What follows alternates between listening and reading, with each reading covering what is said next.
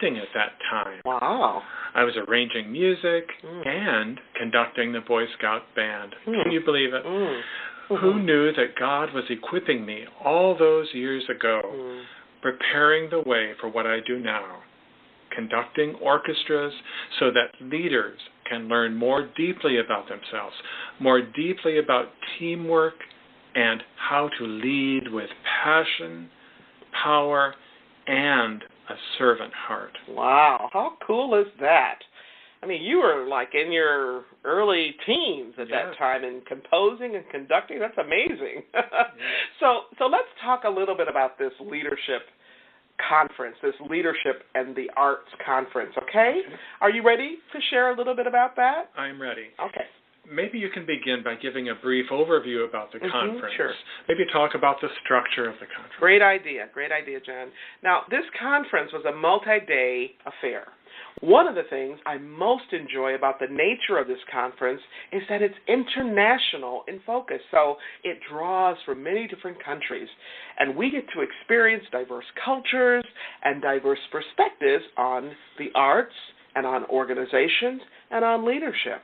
You know, a lot of times we bring our U.S.-centric lens to things, but this conference just gives us so much to take in from other worlds and other realms. It's just, it's amazing. So the structure of the conference, it actually begins with workshops before the actual official conference kicks off, and it has several sessions where all the folks are gathered in the same room. Lots of breakout sessions, but then a few sessions where everybody's in the same room. Those plenary sessions I really love because you can just, there's just the feeling and tone is so different. I love those too. Some of the sessions are workshops, some are performances, some are mixed media, just like the 2 sessions we led. Yeah, and so we get this variety over, 4 days, right? So both of our sessions were mixed media, and they were diverse. I have to say that, just like we are. Surprise, surprise. And you know what, John? There were so many other amazing sessions, too many to name and too many to summarize, unfortunately. I mean, we'd have to give a whole, month or 2 months or 3 months to cover and to adequately do justice to all those sessions. But I want to talk today about some of our favorite sessions. How does that sound to you? That sounds great. Why don't we start with one of my favorites, which was a keynote by Richard Olivier. Oh, yeah, Richard Olivier. Now, I wish we could share his entire presentation, but that would be kind of stealing his thunder. I mean, it was so fabulous. So what were some of the highlights for you, John?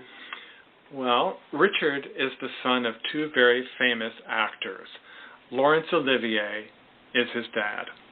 I mention this because during his presentation, Richard actually talked about this and how he aspired to walk in his father's footsteps.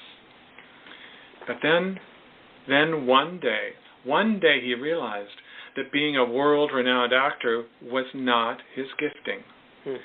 He also discovered that he could leverage his love of theater, his love of acting, his love of directing, and he could channel all of those loves into equipping and helping leaders in organizations. Yeah, and I love how he does that because he focuses on what we call leadership archetypes. Now, that's a fancy word for pattern. Archetype just means pattern, a pattern of human behavior that occurs over and over and over again in our families, in our communities, in our organizations. So it happens all over the place. But Olivier's focus happens to be in the workplace. So Richard and his team help leaders identify patterns that are useful and patterns that are beneficial in the organization.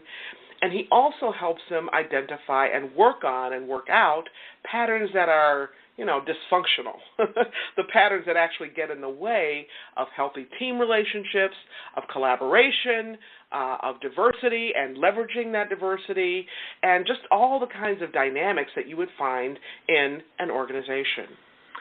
Yes.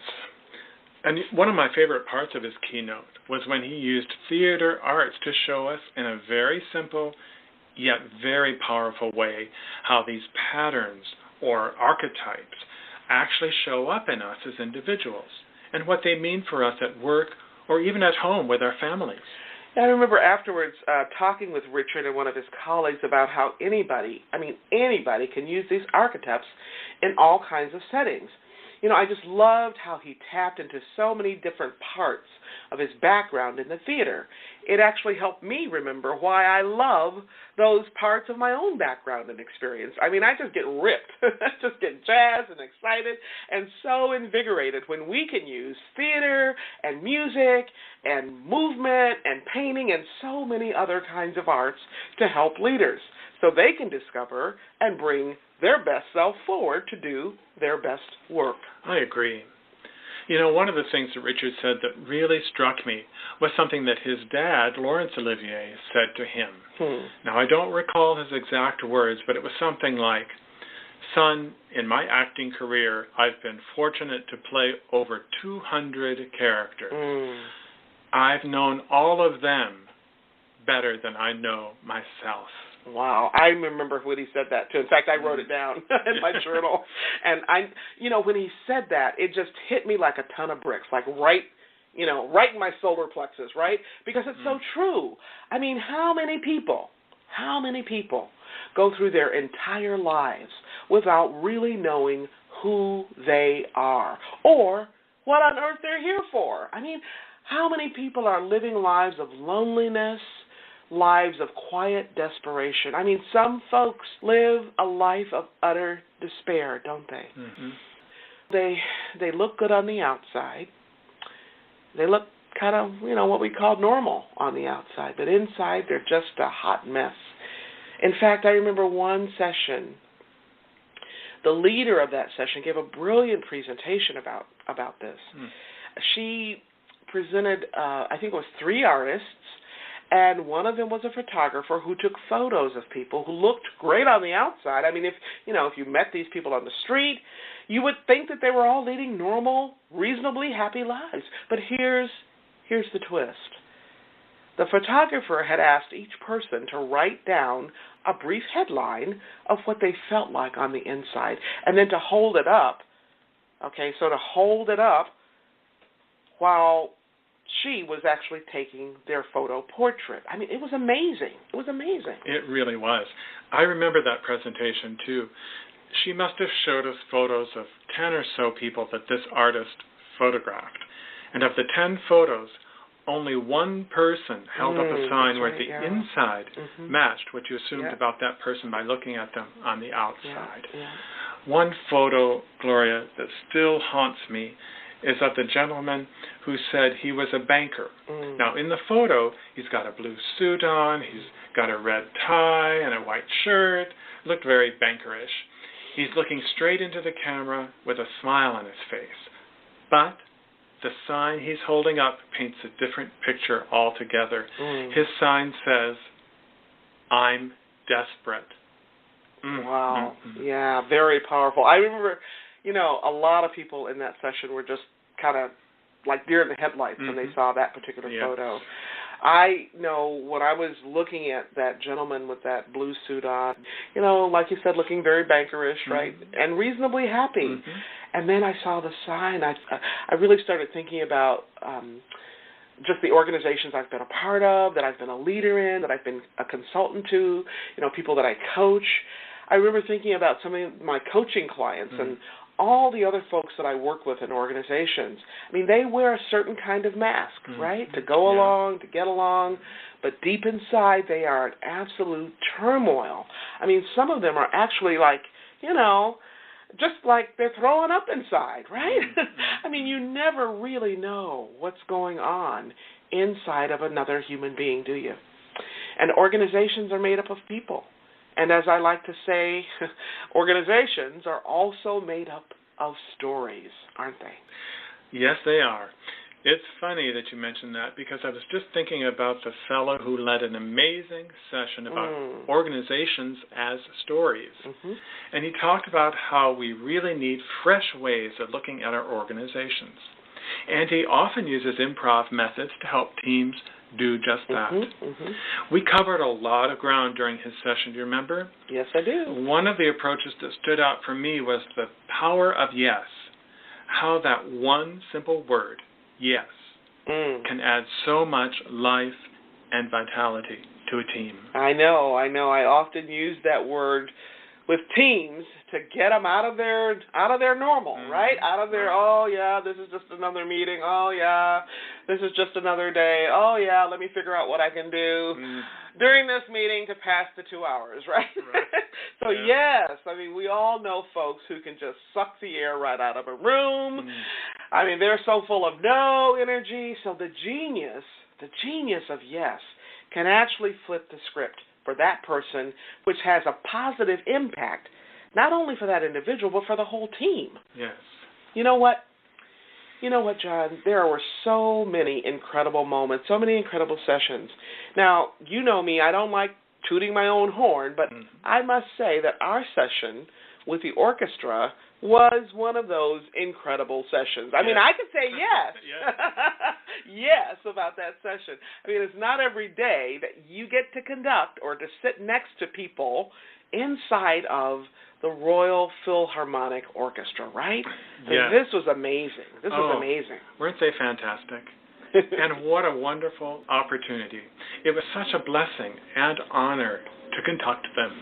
Well, maybe we should back up just a little bit to give our listeners a little bit more context. Now, we had about 150 people in the room, okay? 150 folks, and they were actually seated inside the orchestra. So inside, next to the string players, I mean, the cellos, it was amazing. It was amazing. That's right. Now, correct me if I'm wrong, Gloria, but I think we've talked a little bit about music for transformation on your show before. Yes, we have, a couple of times. Great. So as you were saying, we actually have audience members sitting right inside the orchestra. So it's not a concert. Right. The orchestra is not on a stage. They're actually in the room with all the rest of us, and the leaders in the room sit right next to the cellos, and they were sitting right next to violins. It was such a thrill to see everyone seated together, the musicians and the audience members, all leaders, all seated right next to each other. And we were in this fabulous room. I mean, it was an amazing place. I know some of the history of the room, and I remember that King George IV. Exactly. Okay, this was his music room. It was inside the Royal Pavilion, right? Yeah, the music room. So we were there where other, incredible music events have happened over the centuries. It was just amazing, and we were all there learning together as you conducted that amazing orchestra. You were conducting, I think it was Tchaikovsky this time, right? That's and right. he led them in a session on vision. Now, you know, and I know, the power of music is positively astonishing. I mean, what other art form can you think of that can touch people so deeply, and so utterly, completely? And what other art form can transform people in, how much time do we have for this keynote, John? I mean, it's about 45 minutes, right? 45 minutes. And so many people talked about our session afterwards. In fact, I had an email just today in my box from one of the conference organizers talking about our session, again, as life-changing. I mean, how cool is that? It is very cool. To quote someone I love, and someone I love to quote, that experience just makes my heart sing. Now, who could that be, right? Yes. I know. We could spend a whole show just talking about that one experience, right? But let's share the wealth and talk a little bit more about a few of the other sessions, okay? Okay. Let's continue with the thread of music for a moment. There were actually quite a number of sessions that focused on music and how it can be a resource for leaders. Now, I'm using the term leaders here very generically because leaders can be folks in an organizational setting, or it can be parents, grandparents, or anyone for that matter. That's right, yeah. So another session that I really enjoyed was a keynote by a fellow who played Spanish guitar. Another Richard, I think his first name was Richard, as I recall. Mm-hmm. Not only did he play the Spanish guitar, he was also an amazing